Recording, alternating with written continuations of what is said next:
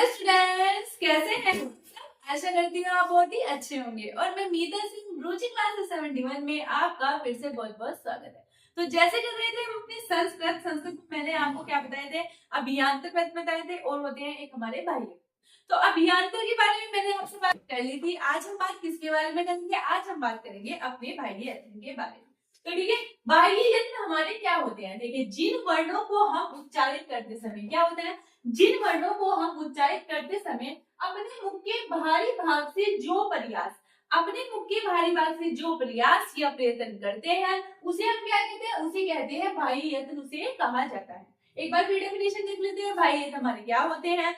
Question आता है बाह्य यत्नों की संख्या कितनी होती है। अभियांतर प्रयत्न क्या होते हैं या फिर यत्न बोल लीजिए, इनकी संख्या कितनी होती है? उनकी संख्या मैंने कितनी बताई थी, कितनी होती है? हमारी 5 होती है। लेकिन यहाँ पर हमारे जो बाह्य यत्न है इनकी अगर संख्या पूछे तो कितनी होती है? 11 होती है। क्या याद रखेंगे? इनकी संख्या कितनी होती है? 11 होती है।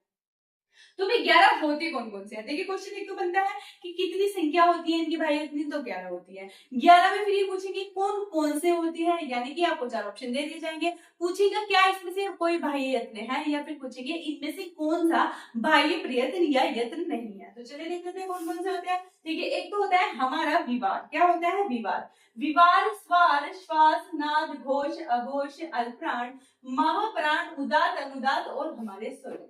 तो ये 11 जो होते हैं वो हमारे किस में आते हैं? 11 आते हैं हमारे बाह्य यत्न। किसमें आते हैं? बाह्य यत्न में आते हैं। तो देखिए, इसका सूत्र क्या है? यहाँ पर क्वेश्चन बनता है हमारा सूत्र, खरो विवारे श्वासे घोषाचे। इसका मतलब क्या हो रहा है? यानी कि जो खर आते हैं, खर हमारे प्रत्यय में आते हैं, उसमें हमारे कौन कौन से होते हैं? हमारे विवार होते हैं, श्वास होते हैं और क्या होते हैं? अघोष होते हैं। कैसे? देखिए, जब मैंने आपको वर्णमाला पढ़ाई थी संस्कृत की, मैंने आपको बताया था आई उण रिलिक एओंग अयोच हाय वरट लण इयम गडगम झबय घड़दश जब गड़दश खब छटत छटतव कपय शशतल हल। तो ये 14 हमारे भाषा में सूत्र थे, उनसे ही हमने प्रत्याहार बनाए हैं। तो यहाँ पर कह रहा है कि इसमें है ना खरो, खरो विवाद है श्वास से घोषा से, यानी कि जो हमारा खर प्रत्याहार है, क्वेश्चन आपसे ये बनेगा वो हमारा कौन कौन से होते हैं। तो कौन कौन से होते हैं देखिएगा, वो होता है हमारा विवार, श्वास और क्या होता है? अघोष।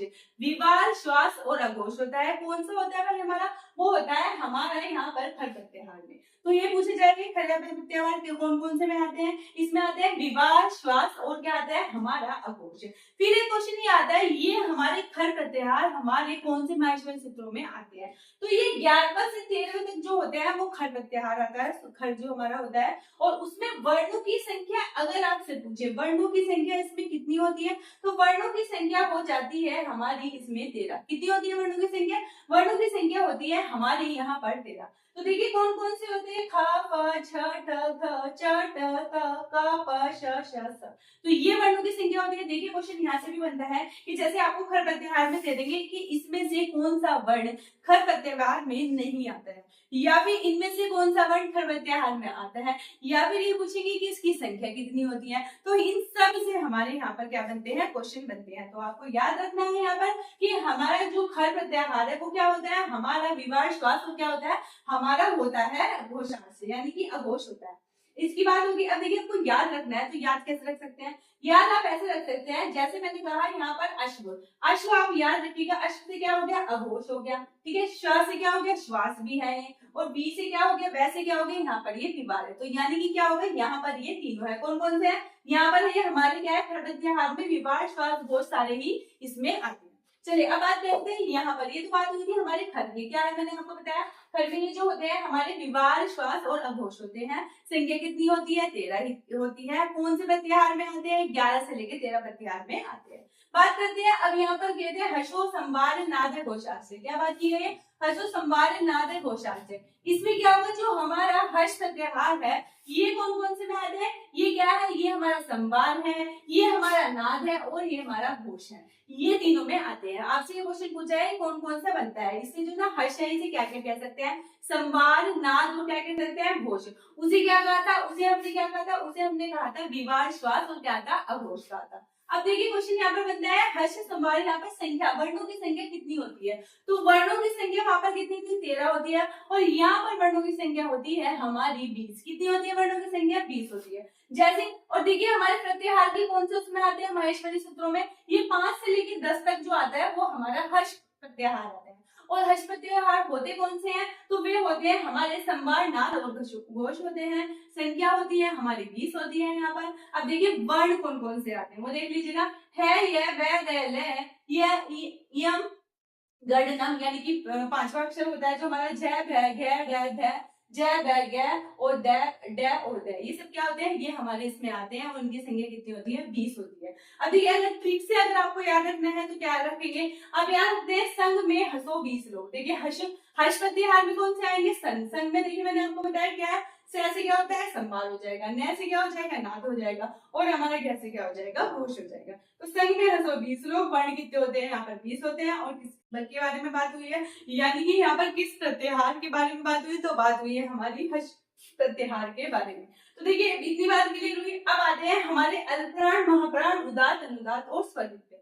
देखिए अल्पप्राण और महाप्राण हमारे क्या होते हैं, वर्ग नाम प्रथम, तृतीया, पंचमा, यश, यश, यष्टय अल्पप्राण है। क्या हो गया इसका मतलब, इसका मतलब ये हो गया वर्ग का प्रथम, तृतीय और पंचमा, ये क्या होता है, और हमारे पास यण प्रत्याहार जो होते हैं वो हमारे किस में आते हैं, वो सब हमारे अल्पप्राण में आते हैं। किस में आते हैं, हमारे अल्पप्राण में आते हैं। कैसे आते हैं, देखिए वर्गों का प्रथम अक्षर, प्रथम अक्षर में कैसे कह रही हूँ, जैसे आपको पता है हमारे हिंदी में मैंने आपको बताया कवर्ग, चवर्ग, टवर्ग, तवर्ग, पवर्ग, ऐसे संस्कृत में हमारे होते हैं हमारे कुवर्ग, ठीक है, टू वर्ग, चार वर्ग, चू वर्ग, उसमें ना बस मुंह की मात्रा लगाते हैं। जैसे उसमें क्या लेते हैं, इसमें देखिए का वर्ग, इसमें चू, ठीक है, कू, चू, टू, तू, पू, इसमें ऐसे हो जाते हैं हमारे। तो इसमें क्या कह रहा है, इसमें कह रहा है कि वर्गों का प्रथम अक्षर, प्रथम अक्षर कैसे, जैसे च, ट, त, व, तो कहना च क्या है, प्रथम अक्षर है, तो वर्गों का जो प्रथम अक्षर है वो सब इसमें आएंगे। वर्गों के प्रथम च, ट, त, क, प, ये सारे प्रथम वर्ण होते हैं हमारे वर्गों के, तो ये आएंगे।